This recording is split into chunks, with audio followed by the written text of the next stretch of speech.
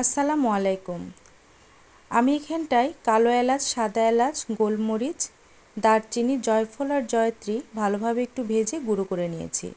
এবার একটি প্লেটে নিয়ে নিচ্ছি পেঁয়াজ বাটা। পেঁয়াজ বাটা এখানটায় হাফ কাপের একটু বেশি ব্যবহার করেছি এবং সাথে দিয়ে দেব রসুন বাটা 2 চামচ পরিমাণ। এর সাথে অ্যাড করে দিচ্ছি 2 চামচ পরিমাণ আদা বাটা। গরুর মাংসতে আদা বাটার পরিমাণটা একটু বাড়িয়ে দিলে খেতে বেশ মজা লাগে। এরপর এর মধ্যে অ্যাড করে দিচ্ছি যে ভাজা গুঁড়ার মশলাটা আগে থেকে রেডি করে রেখেছিলাম, সেটি এবার দিয়ে দেব। এবার এর মধ্যে অ্যাড করে দিচ্ছি লবণ। এটি লবণটি টোটালি আপনারা আপনাদের স্বাদ অনুযায়ী ব্যবহার করবেন। দিয়ে দিচ্ছি মরিচের গুঁড়ো। এখানটায় আমি মরিচের গুঁড়ো ব্যবহার করেছি 3 চামচের মতো। আপনারা প্রয়োজন হলে আরেকটু বাড়িয়ে দেবেন। হলুদ দিয়ে দিয়েছি হাফ চামচের একটু বেশি। দিয়ে দিচ্ছি জিরা গুঁড়ো 2 চামচের মতো। এবার দিয়ে দিব ধনিয়া গুঁড়ো 2 চামচ পরিমাণ। এবার সব উপকরণগুলো ভালোভাবে মেখে নেব। এভাবে যদি আপনারা বিফ হান্ডিটি তৈরি করেন বেশ দারুণ লাগবে খেতে। অবশ্যই এই ঈদে একবারের জন্য হলেও এই রেসিপিটি ট্রাই করতে ভুলবেন না। মাটির যে কোনো পাতিলে আপনারা এটি তৈরি করতে পারেন।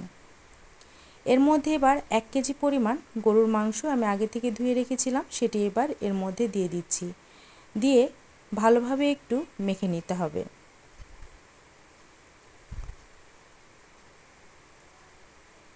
এর মধ্যে আপনাদেরকে বলে দিই, এখানটায় আমি ব্যবহার করেছি একদম খাঁটি সরিষার তেল।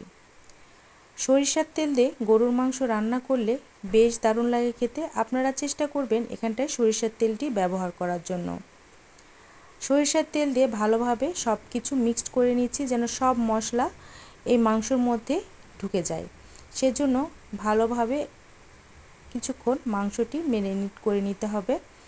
এবার এর মধ্যে অ্যাড করে দেব আমি আগে থেকেই আমি পেঁয়াজ বেরেস্তা করে রেখেছি আর রসুন, গোটা রসুন খুলে রেখেছি। এবার আমি এখানটায় গোটা রসুনগুলো ভালোভাবে হাত দিয়ে ম্যারিনেট করে নিচ্ছি। এবার পেঁয়াজের যে বেরেস্তাটি করে রেখেছিলাম, পেঁয়াজের বেরেস্তা দিয়ে দিচ্ছি। পেঁয়াজের বেরেস্তা দেওয়ার কারণে এটার ফ্লেভার এবং টেস্ট বহুগুণে বেড়ে যায়। অবশ্যই চেষ্টা করবেন পেঁয়াজের বেরেস্তা অবশ্যই ব্যবহার করার জন্য। ভালোভাবে মেখে আমি এটা আধা ঘন্টা রেস্টে রেখে দেব। আপনারা চাইলে এটি 1.5 থেকে 2 ঘন্টা রেস্টে রেখে দিলে বেশি বেটার হয়, কারণ এতে করে মশলাগুলো ভালোভাবে এর মধ্যে ঢুকে যায়।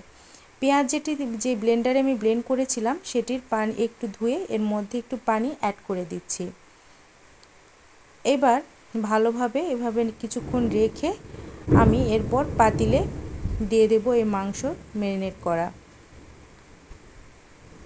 আপনারা বাজারে যে কোনো ধরনের নর্মাল মাটির পাতিলও ব্যবহার করতে পারেন। যেগুলো রান্নার উপযোগী সেগুলো পাতিল ব্যবহার করলে দেখবেন খেতে বেশ দারুণ লাগে। আসলে অনেক সময় হয়ে যায় গরুর মাংস একঘেয়েমিভাবে আমরা খেয়ে খেয়ে অভ্যস্ত। এভাবে রান্না করে দেখবেন অনেক মজা লাগে। আমি এখানটায় মাটির পাতিল নিয়ে নিয়েছি। এবার এর মধ্যে আমি দিয়ে দেব এই ম্যারিনেট করা গরুর মাংসটি।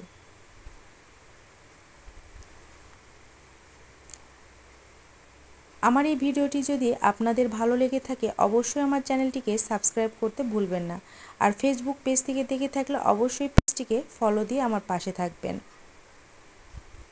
এবার মাংসগুলো সব দিয়ে দেওয়া হয়ে গেলে এর মধ্যে এবার আমি যে মাংসর সম্পূর্ণ মশলা ভালোভাবে প্লেট থেকে মুছে এর মধ্যে দিয়ে দেব। আর দিয়ে দেব 5 থেকে 6টি শুকনো মরিচ। শুকনো মরিচ দেওয়ার কারণে এটি ফ্লেভার এবং টেস্ট আরেকটু বেড়ে যাবে।